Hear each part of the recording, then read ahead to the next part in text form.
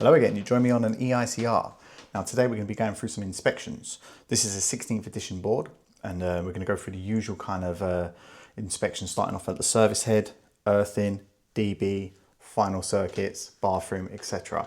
So we'll go all the way around. I've got a better camera this time, although the lighting will probably be rubbish, but it's going to be like a first person, so you're going to see what I'm seeing and then it's just sort of training you to look for the certain things. Because as you get more experience, you're just drawn to stuff like a moth to a flame. And it's just like, I know there's going to be an issue there. And it's just sort of common things. And it depends on the age of the installation. You start looking for these common themes and then DIY bits. It's just, you get your sparky senses and you know where to look. But I'm going to take you around. So we'll start at the mains position, which is under the stairs, unfortunately. And yeah, let's get into it. Okay, we're under the stairs in a small cupboard. So let's have a look. We'll start at our service cable. You can see there's a little bit of pitch leak in there, but can you see the size of that braid on that earth? Very, very small braid. My camera's not turning, hang on. There you go. And it's onto that dodgy connector block there, so that's not the greatest. Definitely an observation there. Going up, there's no signs of holes or any live parts on the head, so we've got nothing to report to the DNO. Meter looks in a good condition, and then the tails are going up to the board. While we're here, we'll talk about the proximity of services. So there's our, sorry, this camera is not playing ball. So there's our service head and then there's our gas main. So there's a minimum gap here, but there's nothing we can change. I mean, it's fixed in the ground. There's no one's going to come and move that. No one's going to come and move the gas. So it is what it is. We can just make an observation on the report.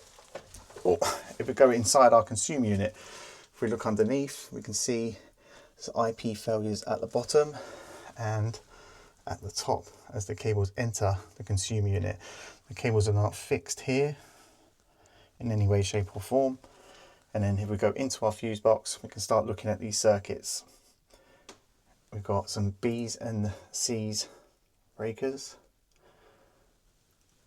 Inside here, I'll put a clip in now of what I found on this neutral bar. This is why it's important to check all terminations when you're carrying out an EICR. So there's a tick box that says confirmation of the tightness and connection. So you should be tightening these up to make sure they're all okay. But you also want to be inspecting them all, make sure there's no signs of burning or anything like that. Or little things like this, where this has been missed and has been sitting behind the bar and arcing under load. So that's been sat up the back where someone's tried to install it and missed it. Inspections, inspections, inspections. Right, we're back.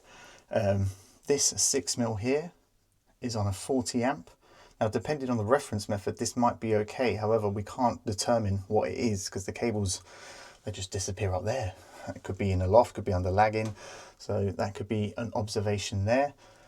Our main earthing conductor is 10mm with 25mm tails. This SWA here, that's not glanded properly. So, there's just a few little observations just underneath the stairs. Now, can you see any other observations? Was there anything that I missed while I was talking you through this? I'm going to try and get out of this cupboard because I'm getting a bit cramped. As you can see, there were quite a few issues underneath there. Now that's a 16th edition board. Did you notice there's one RCD covering the sockets and other bits in there? And then the first few circuits, which is the immersion, 2 lighting circuits and a fuse connection unit down there, they have no RCD protection. This wasn't a requirement, and it doesn't necessarily mean that it's unsatisfactory because you're testing to today's, but they're not retrospective. So if it was okay when it was installed, it may be okay for continued use. Depends on what you find. So if the bathroom, you might think, right, the bathroom's got no RCD protection, the bathroom circuits, but if there's supplementary bonding in place, this may not be an issue because there is additional protection in the form of supplementary bonding. So yeah, it's just something to bear in mind. Don't just come in and go fail straight away. Don't get me wrong, there are issues and it could be better. But now I'm gonna flip you around and we're gonna go looking, just purely visual, walking around and see what we can find. Okay, let's go for a walk. We're going into the kitchen here, looking up here. There are some exposed connectors there. Well, it looks like just a twist joint in all honesty on that, feeding that cooker hood. It's not very clever. We look down here. Oof. That bonding cable is not fixed. I don't know if you can see that. That socket looks like it's had a bit of a bang. It's very blackened. Our water bonding connection is behind there. Not very accessible. Just about see it. Oh, that's just me getting off the floor. I'm just that old and creaky. That light's not very clever. That is completely knocked off the ceiling by the looks of it. And then inside there we can see we've got some exposed connector blocks and basic insulation there. So there's definitely a few codes as we go. We'll head back in here. We have a little look at our gas meter. So there's our gas bond there. You notice it's missing its tag, so that's definitely an observation. If you notice as well, that it's after a T that it is bonded. So that bonding clap, although there's not much space for it to go, should go before any T's in the pipe work. If we carry on, we've got another light that's hanging off the ceiling and not fixed very well. There's a fan that's missing its cover with exposed connectors there. Not very clever. That's me walking into a door frame. Switches behind the door. There's a little hole in it there. A little bit of damage. You can see they've all had the landlord special and been painted over, so the switches start getting stiff. So it's definitely an observation I would make. If not, I'm not saying it's going to affect the safety, but I definitely recommend improvement. That's what that code is. If we go down here, we've got a lovely light, exposed connectors, basic insulation showing, not very clever. We've got a socket here that is completely cracked, and there's a bit of flex that's undersized coming off of it, showing basic insulation, and the cable is not fixed.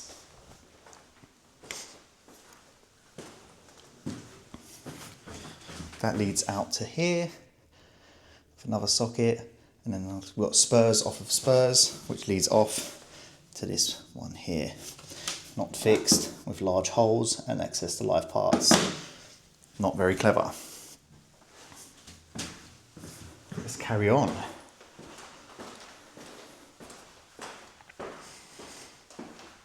I know this might be riveting. It's not the most exciting thing walking around, but it's just getting you looking in the common places. So I've taped this up. This was quite damaged, so I've just temporarily, I'm actually going to disconnect this circuit, and then this is coming out of the fuse spur here. So there used to be bits for a stair lift in here, but damaged accessory, basic insulation showing. Let's carry on up.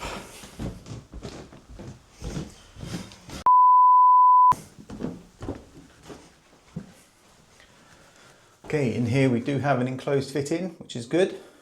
We've got our shower up there. Pull cord's looking a little bit sorry, but inside here we need to be looking out for some bonding connections. So I see nothing on this radiator. There's nothing here. Let's have a look down here. Doesn't look like we've got anything there.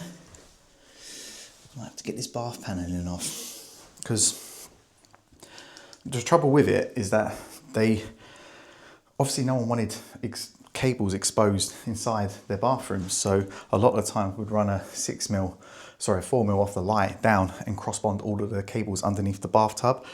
So it can be difficult to access, but let's have a look under this sink as well. No, nothing there, so there's no visible signs. I can carry out some tests, however, to prove whether or not the pipework has a connection on it. In here, we're just going around our sockets. Important thing to look out for on these sockets is whether the shutters are working. So you need to get right down and have a look, because you might be able to see straight inside it. I'll put a picture up here, and you can see the exposed pins where the shutter has failed. So the British plug is very good, however, it can fail, especially if you've got landlord paint all over it. This fuse connection unit's looking a bit sorry. The fuse carrier is damaged, and the flex is still attached to it. Lucky enough it can't be turned on, but something to note down. We've got more painted accessories. Very good. Inside this room we've got a skirt missing. It's a very minor thing. I mean, some people wouldn't even mark it down as an observation, but it's a C3, you know, recommend improvement because it could be better. Again, we're getting down and looking at the shutters on sockets. Go into this room here. And again, it's just checking the accessories. So as a rule, when I first start, which I have done, I have tested this property, I'll go around with my wonder lead to start with while going around doing my visual checks like this. So I'm going around touching the screws to see if there's an earth. This highlights any areas where I may have to go and inspect further. So I open a certain amount, normally about 20-25% depending on what's agreed with the client for internal inspection. So if a circuit has 10 sockets on it, at least 2 will be open for internal inspection. But you want to narrow down the ones that you think might have an issue. So if I've touched all the accessory screws or plugged my martingale in, there's wrong polarity or anything like that, then I know which ones to go for. It might be a case as well, if I've done my ZS tests and one's really high, I'd go towards that socket for open inspection, or the ones that are clearly DIY. If I see a USB socket in there, I'm going to be opening it. Another thing to point out, if we look here, great camera work. Now that socket is a different height to that socket, which is a different height to that one, and then that one. That's an original, that's an original, that is an additional, and that is an additional. Now I've opened both of these for internal inspection. There's one cable at it in red and black. So there's a joint underneath the floor going to both of those cables, both of those sockets. So it's just something to bear in mind, things to look out for. It's the same when I'm going around and touching these screws. When they're heavily painted, it's quite difficult to do. But if I touch those and I'm not getting a reading, I'm going to open it up and see why. Has it got paper lugs inside it? Has it got no earth on the lights? Has it got an earth but no continuity? There's so much to it. You need to, it just really helps you narrow it down. And yeah, that is a long clip. So I should probably stop it before I make a mistake because while I'm on a roll. Anyway, I'm gonna end this clip here. That's our first look at the property. So that's looking at the surface level things and noting down any observations that I find. And it gives you a good overview of the property. So this is a rental property. I can see that it's not had any accessories changed in a long time. It looks like there's a lot of wear and tear on the accessories. And yeah, as you saw, there's quite a few bits that's the matter. But you just need to, that's just the first layer of it. Then we've got our internal inspection and our testing that goes with it. The testing will highlight some of its issues as well. So it'll be like high readings, low readings, no earth, whatever it may be. So there's that level of it. And then there's the opening for an internal inspection, which will show you other bits that are the matter. So whether it be cables that are not identified correctly, you might visibly see something that's not fixed properly. Like if I put up some pictures on this screen now, I'm hoping there's some bits here. These are the internal inspections, and I'm probably not thinking about it now, but like this light, for example, I'll show you a picture of it internally. It's not very clever, is it? There's another bit, actually, saying that, which I think we pointed the camera at, but I didn't actually show you. Now, if the appliances were in here, you never would have seen this. Can you see? There's a joint in the cable, and it's just not very basic insulation showing, but if there was appliances there, and they weren't pulled out, you may have missed it. And it's one of the things that's important to remember, that it's like an MOT on a car, and it's what you see on the day and what you have access to. So say you've got someone that's working from home and they say, right, you can't go in bedroom 3. You can note it down in the report and it's exempt from it. But if something happened later and you were in court, you then have to have that on your limitations. So it's so important that your wording on your report is spot on, because if you ain't tested something for a reason or inspecting something for a reason, and you're ambiguous with your wording about what to expect and what you've agreed with the client, you will have issues. Is that someone at the door? Someone at the door. I was really interrupted there. Yeah, so the wording's so important, and what you're testing, and you just got to be so thorough with it. Don't just put whole installation or something like that. No, be specific and make sure, yeah, because you might be something you didn't find on the day and someone gets an electric shock and dies, right? You were the last electrician there. You've wrote whole installation.